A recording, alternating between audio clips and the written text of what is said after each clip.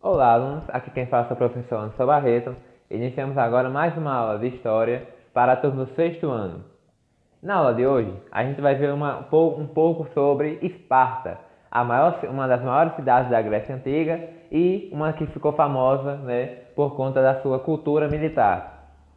Bom, basicamente sobre Esparta, você tem a presença do militarismo, perdão, que era todos os homens nascidos em Esparta tinham que ser guerreiros, né? Era a profissão deles, eles não podiam ter outra profissão se eles quisessem ser honrados na cidade. Então, para você ser um homem livre, honrado, nascido em Esparta, você precisava ser um guerreiro. Essa era a base de toda a sociedade espartana. Por que eles viviam dessa forma?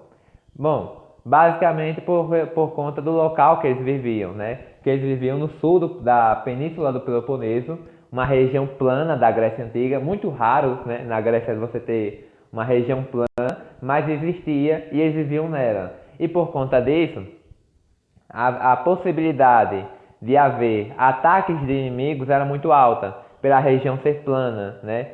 Ser uma região aberta. Então, eles tinham essa necessidade é, eterna de fabricar novos guerreiros com o passar do tempo, né? Porque a possibilidade de um ataque inimigo era sempre possível. Além disso, né, Esparta também ficou famosa por sua organização política, que era formada por uma oligarquia. O que é uma oligarquia?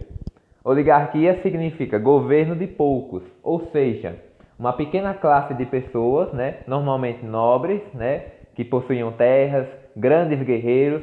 Essa pequena classe, como nós vamos ver mais à frente, é que governava a cidade e por conta disso era chamada de oligarquia. Aqui nesse mapa a gente vê a localização de Esparta, né, que fica dentro da península do Peloponeso. A gente pode ver a localização também de Atenas, que é outra cidade que rivalizava com Esparta. Nós vamos ver isso na próxima aula.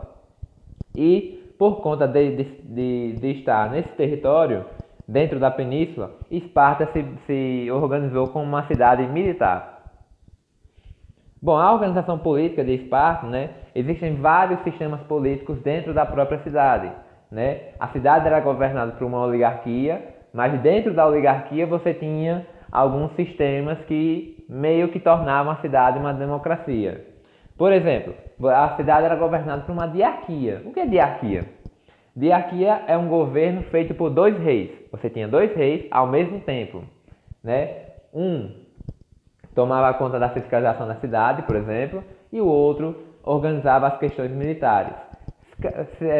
Se a cidade fosse invadida ou ela fosse para alguma guerra, os dois reis iam para a guerra. A Ápila, né, que era uma espécie de assembleia formada pelos homens livres de Esparta, ou seja, homens acima de 30 anos, nascidos em Esparta e que eram guerreiros. Só eles poderiam participar. Mulheres, escravos, estrangeiros não poderiam. A Jerúsia, que era composta por 28 membros acima de 60 anos. A vida do militar em Esparta ela começava aos 20 e terminava aos 60. Quem conseguisse chegar aos 60 anos era automaticamente levado para a Jerúsia. E essa Jerúsia era quem construía as leis da cidade. Já o Eforato era uma espécie de conselho criada por 5 pessoas, né, composta de 5 pessoas que saíam da Ápila e fiscalizavam a cidade. Eles eram escolhidos, né, eleitos pela Ápila, pela Assembleia, e essas 5 pessoas, homens acima de 30 anos, guerreiros, nascidos em Esparta, essas 5 pessoas fiscalizavam a cidade e eram como se fossem prefeitos da cidade. Né? E os reis tinham o poder de rei, né? A diarquia tinha. Eles eram reis, todos os direitos políticos que eles poderiam ter, e também participavam da Jerúsia na questão da construção das leis, mas o poder não era absoluto.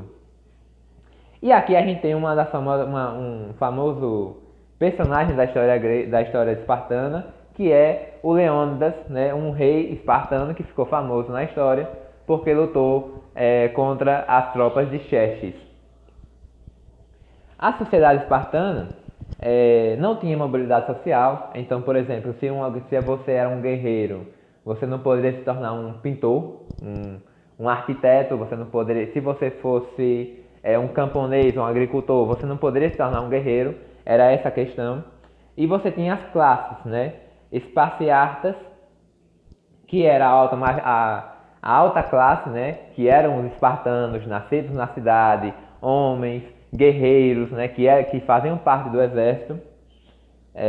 Os perlecos, que eram habitantes da Lacônia, uma região próxima, como a gente viu no mapa, uma região próxima da cidade de Esparta, mas que não eram espartanos, então eles não poderiam ser guerreiros, soldados, então as outras funções da cidade eram feitas por eles, né? A maioria era artesão, comerciante, agricultor, não possuíam direitos políticos porque não eram nascidos na cidade, mas eram livres. E por último, os ilotas, que eram prisioneiros de guerra ou escravos, a gente pode entender assim, e eram usados como mão de obra nas terras para a agricultura. Também não possuíam direitos civis porque não eram nascidos em Esparta e muito menos eram livres. Aqui nessa imagem a gente pode ver a diferença de cada classe, né? Os esparciatas com a vestimenta de um guerreiro, os ilotas com uma vestimenta mais simples de vermelho, né? Assemelhando com uma vida de escravo, e a outra classe de comerciantes. A educação espartana. Todos os espartanos de nascimento deveriam receber educação militar, sendo homem ou mulher. Eles recebiam a mesma educação. Você era um homem, você recebia educação militar. A mulher, a mesma coisa. Só que tinha que ser nascido em Esparta. A criança recém-nascida teria de passar por uma avaliação física e mental feita por um conselho de anciões. Isso era uma coisa comum na época da Grécia Antiga, que era o seguinte: a criança, se ela tivesse algum defeito físico, mental, ela poderia ser abandonada, caso os pais quisessem, né, uma coisa terrível que acontecia, mas que era como se fosse uma forma de impedir, né, que doenças, que defeitos fossem transmitidos, porque eles privilegiavam o bem-estar físico, o preparo físico, a formação do guerreiro, essas coisas. O treinamento dos homens no exército era rígido e violento. Com 7 anos de idade, as crianças eram tiradas da mãe, eram levadas para um campo de treinamento. Lá ele era treinado até os 12. Dos 12, eles eram levados para uma área aberta, uma mata aberta, onde eles tinham que aprender a sobreviver sozinhos.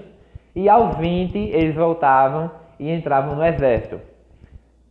Entravam no exército aos 20, aos 30 eles poderiam se casar e recebiam um pedaço de terra para viver.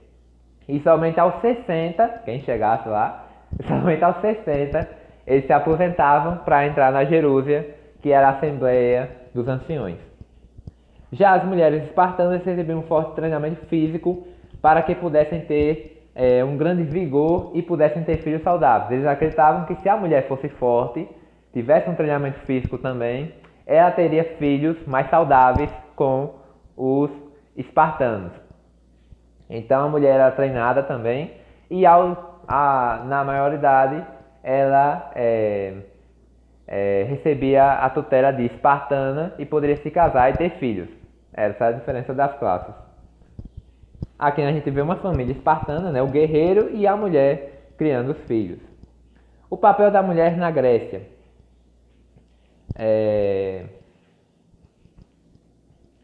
Bom, a mulher na Grécia, como a gente viu no slide anterior, né, onde você vê que o homem é treinado para a guerra e a mulher é treinada basicamente para ter filhos e cuidar da casa, isso era muito comum não só em Esparta, mas em toda a Grécia, né, onde você tinha a polis, né, e onde você tinha um homem sempre participando das decisões políticas da cidade, dentro das assembleias, e a mulher não, a mulher sempre ficava de fora, né.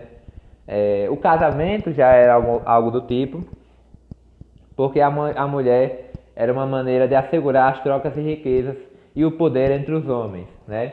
O casamento nada mais era do que um acordo feito entre dois homens, né? Você entregava sua filha para casar com outro, em troca esse outro se tornava ou seu aliado, protegido, né? Ou você se associava a ele, formando um acordo, né? De camaradagem, de amizade, de compromisso. Então o casamento era muito usado para isso, para você estreitar relações entre duas pessoas. Na religião, né, as mulheres eram sempre personagens secundários, né? Normalmente dentro dos templos religiosos da Grécia, você tem a presença de mulheres, mas elas não são importantes. Os homens é que preparam as cerimônias religiosas, é que preparam os rituais, enquanto as mulheres são apenas figuras secundárias. E a educação feminina era sempre doméstica, né? A mulher sempre era treinada, educada para viver em casa, cuidar dos filhos, cuidar do marido, enquanto o homem não. O homem às vezes poderia aprender a ser um guerreiro em Esparta, e no caso de Atenas, ele aprendia sobre filosofia, poesia, música, arte, literatura, enquanto a mulher não poderia aprender esse tipo de conhecimento. Por conta disso, a mulher nas histórias gregas, né, principalmente nas lendas, é sempre um personagem secundário, a não ser as deusas, né, que tem um papel mais importante. A mulher grega, então, né, havia uma separação entre o universo feminino e masculino, tanto que questões como gestação, né, gravidez da mulher, eram considerados tabus entre os homens. Né? Os homens não sabiam nada sobre gravidez, né? Porque a educação era tão separada que nada do universo feminino os homens tinham conhecimento, ou tinham acesso, ou tinham vontade de aprender. Do mesmo forma, o contrário. Mas, né, toda regra tem sua exceção. Existiram duas mulheres dentro da sociedade grega que meio que quebraram esse paradigma, que eram Safo e Aspásia. Né? As duas reivindicaram, né, que as mulheres também poderiam aprender e discutir política com os homens, poderiam aprender sobre poesia, sobre filosofia, música, arte. E as duas viveram em Atenas, que era uma cidade aberta para isso, que a gente vai ver na próxima aula. E elas mostraram que mesmo naquela época a mulher também poderia participar da vida política, poderia ter opinião sobre arte, sobre filosofia, poderia aprender com os grandes filósofos da época, Sócrates, Platão, Aristóteles e etc.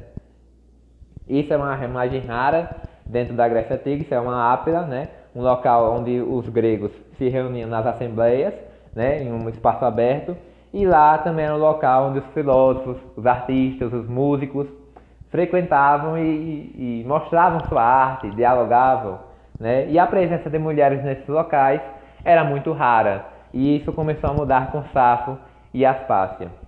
Bom, pessoal, essa é a aula de hoje sobre Esparta e um pouco sobre a questão da mulher na Grécia. Na próxima aula a gente fala sobre Atenas, outra cidade também muito importante.